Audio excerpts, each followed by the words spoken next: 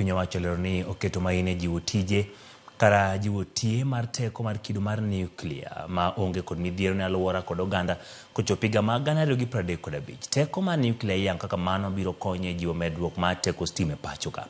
James Keter ma en jata tije mar bad migawo motelo ne chenro mag teko mag niuklia Kenya Nuclear Regulatory Authority wacho ni Kenya keto tudruok gi riwruoge mamoko e jiwo teko niuklia maonge midhiero.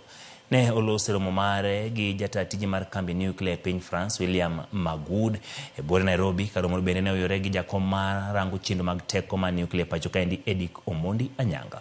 Man romo ma nyogi timo motelo ne romo mar weche niuklia ma dhi nywando piny Amerika kod pinje mag Afrika.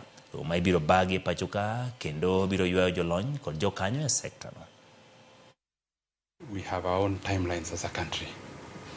2035 that we are able to operate a nuclear power program.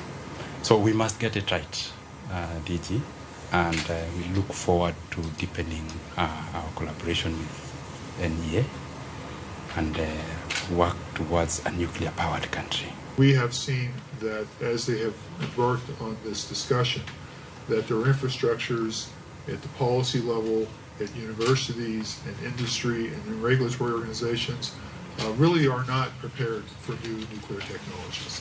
So they have a lot of work to do. And in that, they're very similar to where you are today, trying to build the expertise and the infrastructure to prepare for this new adventure in building advanced nuclear power plants. Africa has becoming extraordinarily important to the future of really the whole planet for a variety of reasons.